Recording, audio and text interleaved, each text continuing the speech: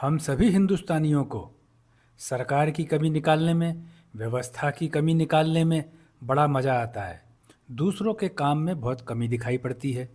लेकिन जब वही खुद के करने की बारी आती है तो अपना मतलब निकाल करके लोग आगे बढ़ जाते हैं। ऐसा कैसे कैसे होता है, एक मज़ेदार कहानी के अंदर आपको पता चलेगा। एक समय की बात है, एक आदमी रेगिस्तान से जा रहा था। आदमी को रेगिस्तान में परेशानी हो रही थी, इसलिए उसके मन में एक सवाल आया। वह सवाल था, इस इलाके में पानी नहीं है, क्योंकि भगवान ने यहाँ पानी दिया ही नहीं है। अगर भगवान यहाँ पानी की व्यवस्था करता तो कोई न कोई यहाँ पर पेड़ पौधे लगा करके हरियाली कर ही देता। लेकिन अब कोई करता भी तो क्या करता, जब भगवान ने यहाँ पानी ही नहीं दिया। इसीलिए ये जगह बिल्कुल बेकार सी पड़ी रह गई है। आदमी अपने रास्ते रास्ते रेगिस्तान में चलता चला जा रहा था और अपनी सारी परेशानियों के लिए भगवान को दोष देता जा रहा था। अचानक एक आश्चर्य हुआ, उसे एक कुआं दिखाई दिया। आदमी ने कुएं में अंदर झांक कर देखा तो उसमें पानी भरा था।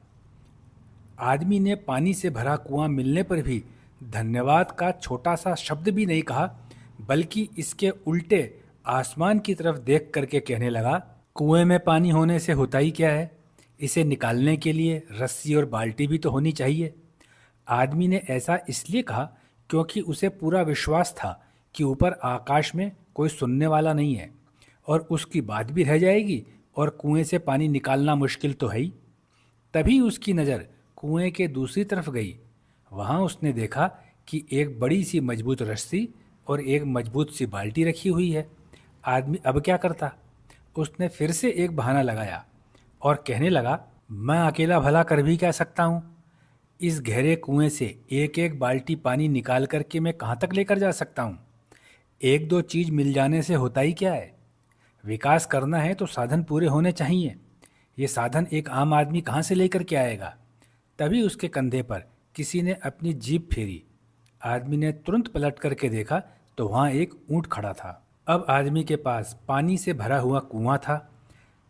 वहाँ से पानी निकालने के लिए रस्सी और बाल्टी थी। एक ऊँट भी था जो पानी को दूर दूर तक लेकर के जा सकता था।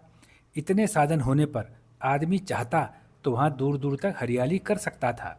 लेकिन आदमी ने उस रस्सी से बाल्टी को बांधा, कुएं से पानी निकाला, अपनी प्यास बुझाई और फिर ऊँट पर बैठ करके साथ में बाल्टी और रस्सी को लेकर के अपने रास्ते चल दिया।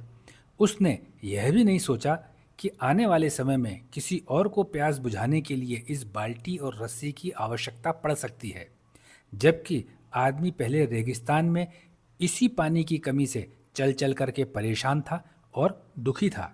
जिस तरह से इस आदमी को मुफ्त में एक ऊँट मिल गया था, जिसे पाकर के आदमी अपने सारे दुख भूल गया था, यही दशा एक आम भारतीय की है।